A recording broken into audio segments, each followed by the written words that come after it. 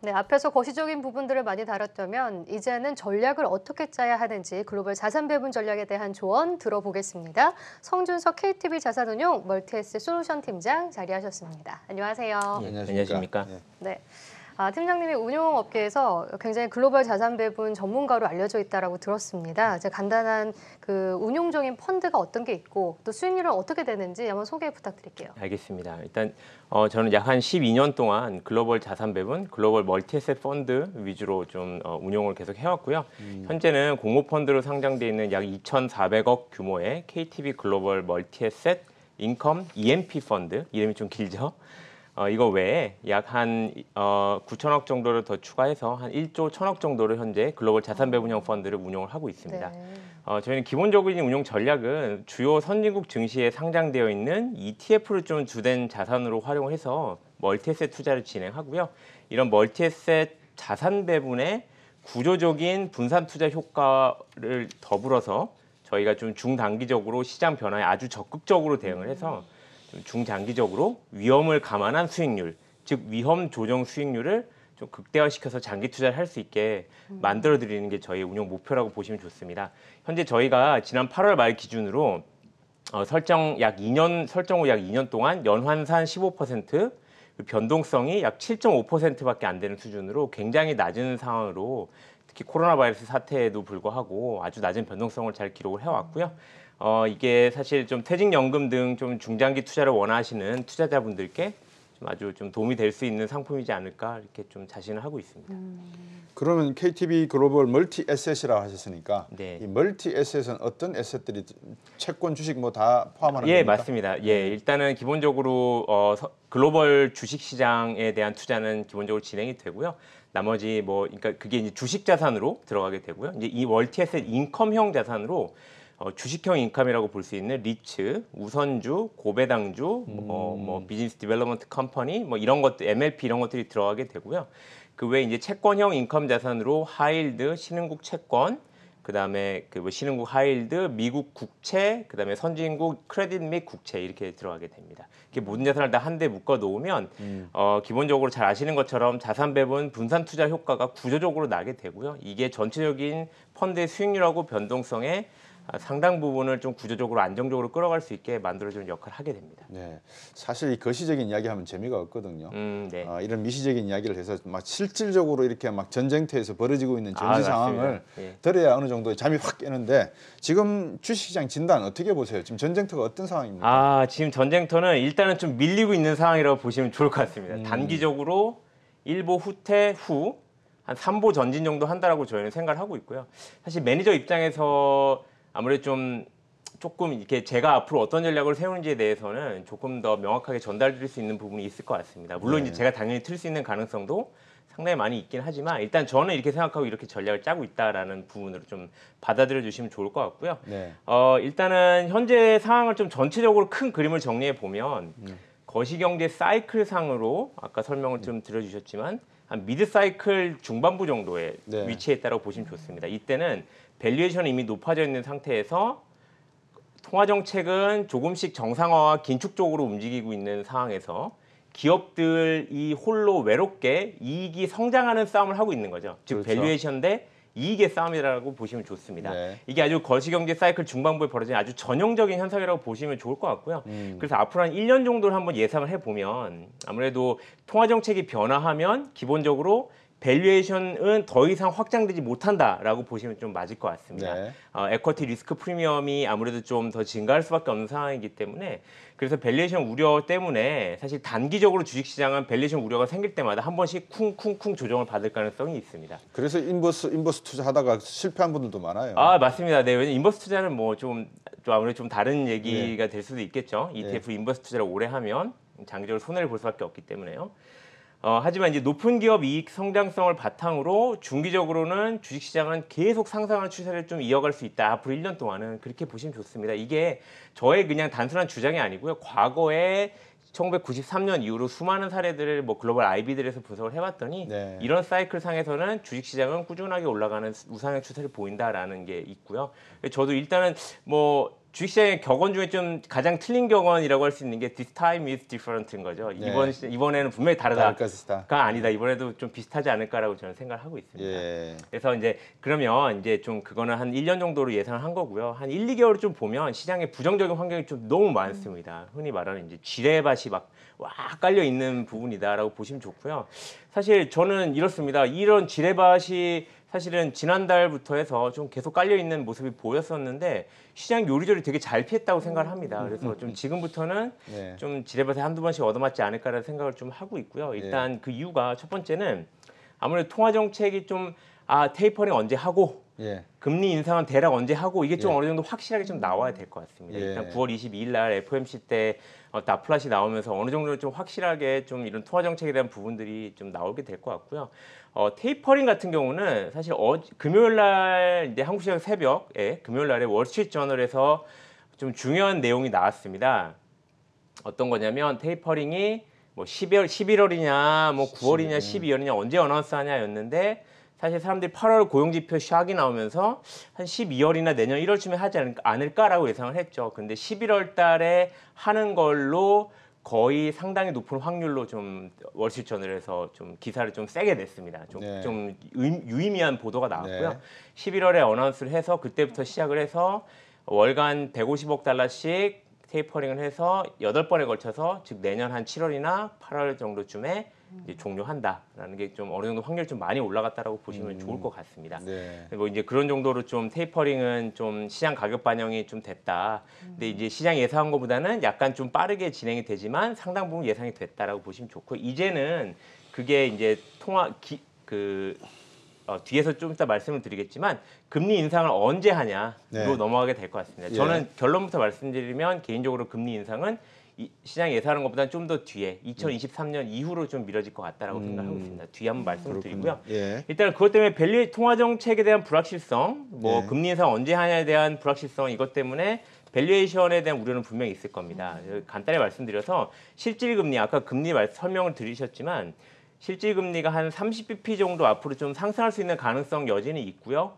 이게 단순하게 치환을 하면 밸류에이션 1배 정도 수준이 하락할 가능성이 있습니다. 미국 기준입니다. 네, 예. 미국 기준 밸류에이션이 지금 한 2022년 20.5배 정도 되는데 예. 1배 정도 하락할 여력이 있고 이게 약 5% 정도 수준의 시장 조정을 가져올 수 있는 그런 가능성을 좀 내포하고 있다 이렇게 보시면 좀 좋을 것 같습니다. 예. 네. 두 번째로는 5월부터 8월 사이에 델타 변이로 인해서 아무래도 소비 그다음에 잘 아시는 것처럼 공급망 문제가 좀 많이 생겼죠. 현상. 예. 그렇죠. 근데 이게 시장의 가격 반영이 좀 많이 그렇게 많이는 되지 않았다고 생각을 하고 있습니다. 그래서 이런 부분들이 사실 지금 지난주부터 뭐 소비재 기업과 그다음에 산업재 기업들이 나와서 공급망 문제와 소비 문제에 대해서 우리가 3쿼터 그리고 4쿼터 초반 정도까지는 좀 가이던스를 낮춰야 되겠다라는 얘기들을 지속적으로 던졌습니다. 한 네. 6개 기업들이 쭉 나와서 던졌거든요. 그래서 이런 부분들은 시장 가격에 좀 반영이 돼야 되는 부분들이 있다라고 저는 생각을 하고 있습니다. 그래서 성장과 이익에 대한 기대가 좀 정체가 됐다라는 부분이 있고요. 그래서 마지막 세 번째로는 좀 중요한 부분인데요. 9월하고 10월달 동안에 정치, 그다음에 재정, 그다음에 텍스 하이크 이 세 가지에 대한 부분에 대해서 여러 가지 좀 불확실성이 계속 존재하게 됩니다. 일단 잘 아시는 것처럼 민주당이 9월 말부터 10월 말 사이에 약 3.5조 달러의 자기들만 리컨실레이션 프로세스를 통해서 단독으로 재정을 확장하겠다라고 얘기를 했고요. 네. 이게 내포하는 바가 약 한 1.5에서 2조 달러 정도의 텍스 하이크를 내포하는 네. 걸로 보시면 좋습니다. 예. 즉 이제 텍스 레이트이 좀 많이 올라갈 수 있다라고 보시면 좋고요. 오늘자로 민주당에서 좀 나왔는데 텍스 레이트를 이제 일요일자로 나왔는데요. 지금 현재 그 21%에서 26.5% 정도까지 텍스 레이트를 올리겠다라고 자기들이 계획을 발표했습니다. 네. 어쨌든 이게 실제로 그렇게까지 인상이 되지 않을 거다라고 보고 있지만 이거에 대한 헤드라인 리스크라 그러죠. 뉴스가 나올 때마다 시장이 불안불안하니까 야 이제 어떻게 이익에 대해서 우리가 기대를 잡지? 애널리스트들도 개인들도 어떻게 우리가 어떤 기업들이 어떻게 텍스에 대해서 영향을 받을지 아직 정확하지 않은데 내가 어떻게 앞으로 장기적인 투자에 대해서 결정하지라는 좀 불확실성을 가질 수밖에 없다라는 거죠. 네. 그래서 그런 부분에 의해서 헤드라인 리스크가 분명히 존재합니다. 거기에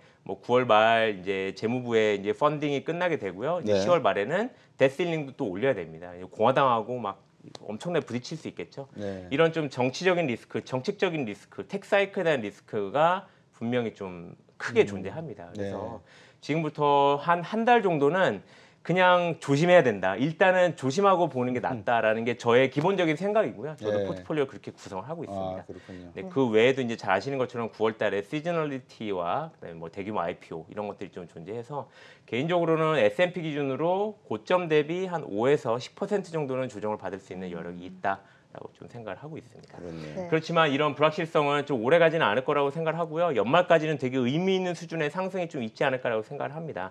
첫 번째로 빠른 속도의 테이퍼링이나 빠른 속도의 금리 인상 가능성은 좀 낮다라는 부분을 말씀을 드리고요. 네. 그다음에 두 번째로는 델타 변이 확산세가 기본적으로 8에서 12주 사이에는 확산세가 좀 줄어들기 때문에 네. 올 지난 8월 말 기준으로 델타 변이의 고점을 이미 찍었다라고 보시면 좋습니다. 데이터로 많이 확인이 되고 있고요. 네. 그래서 성장 및 이익의 전망치는 좀 크게 높아질 가능성이 있습니다. 막상 기업들은 좀 이런 부분에 대해서 자신을 하고 있고요.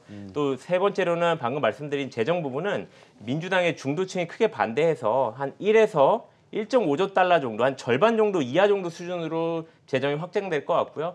그리고 텍사이크도 상당히 좀 미니멀하게 늘어나게 될 것 같다. 한 지금 현재 기준보다 한 2에서 3%포인트, 많아야 4%포인트 정도밖에 한 늘어나지 않을 것 24에서 같다. 23 정도. 맞습니다. 예. 23에서 24, 뭐 많아 25% 정도 수준으로 멈추게 될 것 같습니다. 그러면 사실 기업들 입장에서는 크게 타격은 아니거든요. 골드만삭스의 분석에 의하면 만약 이럴 경우에 내년도에 EPS는 그로스는 5% 정도만 하락하는 걸로 가정을 하면 된다. 그리고 이거는 이미 많은 IB들의 기업 그 예상치 EPS 예상치 가정에 이미 다 녹아 들어가 있는 포함이 돼 부분이다. 있으니까. 이런 부분을 보시면 될 것 같습니다. 마지막으로 제일 중요한 게 리테일 수요가 올해 역사상 최고치입니다. 엄청나게 많은 그 주식 수요가 있어서 리테일 자금들이 크게 들어가게 되고 이 MZ 세대의 자금이 아니라 정말 좀 정말 돈이 많은 중산층의 자금들이 주식시장에 많이 들어가고 있다. 미국 기준으로 이렇게 보시면 좋을 것 같고요. 기업들의 자사주 매입과 배당은 역사상 두 번째로 높습니다. 이 추세는 이어질 겁니다. 그래서 연말까지 이 지뢰반만 넘어가면 한 부상 좀 당하고 그다음 또 다시 전진하면서 싸움에서 이길 수 있을 것 같다라는 게 저희들의 기본적인 생각입니다. 이 각계 전투가 상당히 피 터지고 알배기는 그런 사격 훈련 전에 하고 비슷한데. 아, 예, 맞습니다. 예, 맞습니다. 그 실전에 말씀이네요. 들어가면 예. 살아남을 거다. 이렇게 생각하시면 좋을 것 같습니다. 네, 지금 향후 한 두 달 동안 뭐 지뢰밭이 좀 있을 수 있다라고 말씀을 해주셨잖아요. 네. 그래서 좀 많은 전문가들이 좀 자산 배분을 하기 위해서 ETF 투자도 많이 추천을 하시더라고요. 네. 최근에 좀 보고 있는 유망 ETF는 어떤 것들이 있을까요? 일단 저는 좀 이렇게 생각합니다. 뭐 ETF는 아무래도 개인들이 ETF를 왜 요즘 추천하냐라고 보면 개인들도 좀 빠르고 효율적으로 해외 투자와 글로벌 포트폴리오를 구축해서 운용이 가능하기 때문에 추천한다라고 생각하고 있습니다. 그래서 기본적으로 저성장 저금리, 그다음에 인구 고령화 시대에 글로벌 투자 저변을 넓히는 데는 아주 중요한 좀 역할을 하지 않을까 생각을 하고 있고요. 네. 하지만 이제 최근에 보면 좀 아무래도 좀 되게 테마성 ETF, 뭐 네. 2차 전지 아니면 무슨 메타버스 이런 것들에 대해서 좀 추천을 아무래도 좀 많이 하게 되는 부분들이 있습니다. 아무래도 좀 모멘텀을 따라가는 ETF를 추천하는 경향이 있는데 개인적으로는 이럴 경우에는 올해 초에 보신 것처럼 작년 말에 제일 좋았던 ETF가 뭐였었냐면 친환경, 아크 ETF 이런 것들이었습니다. 모멘텀을 쫓아가는 ETF들이죠. 개인들도 정말 많이 투자를 했습니다. 그런데 이게 아무래도 자기들이 모르는 많은 위험들을 내포하기 있기 때문에 사실 올 초에 금리 상승의 큰 폭으로 타격을 받아서 20에서 40%까지 가격 하락하는 그런 경험을 했었던 거죠. 저는 이렇게 생각합니다. 미국 주가지수 ETF 같은 뭐 SPY 같은 ETF들을 통해서 좀 장기 안정적인 성장이 예상되는 선진국에서 좀 분산 투자를 하고 또 위험 분산을 위해서 선진국 채권형 ETF들에도 좀 분산 투자를 하는 것이 좋지 않나라고 생각하는 게 저의 지금의 생각입니다. 그래서 지금 제가 좀 ETF 종목들을 몇 개만 추천을 좀 드리자면 미국 시장에 상장되어 있는 아무래도 좀 이익이 확실한 테마성 ETF라고 할 수 있는 뭐 2차 전지 ETF인 LIT 같은 ETF 그리고 거기에 미국의 실질 금리가 앞으로 상승할 거거든요. 전 시간에 들으셨겠지만 상승할 때 아무래도 좀 수혜를 볼 수 있는 미국 금융주 ETF인 XLF, 미국 대형 성장주 뭐 빵을 포함해서 장기 이익 전망이 상당히 좀 확실한 상당히 좀 확실한 대형 성장주 ETF인 IVW, 그리고 모멘텀 주식 ETF인 MTUM, 그리고 거기에 S&P 500 추종을 하는 SPY ETF를 섞어서 주식 포트폴리오를 조금 안정적으로 끌고 가시는 게 필요하다라고 보고 있고요. 네. 거기에 뭐 하이힐드 채권과 미국 투자 등급 채권인 LQD, 그다음에 미국 채 ETF인 GOVT 등을 투자를 해서 좀 위험 성향의 개인들의 위험 성향에 따라 분산 투자를 하시는 것이 좀 네. 바람직한 포트폴리오가 될 수 있다 이렇게 생각을 하고 있습니다. 네. 네, 알겠습니다. 오늘 말씀 여기까지 듣겠습니다. 고맙습니다. 예, 네, 감사합니다.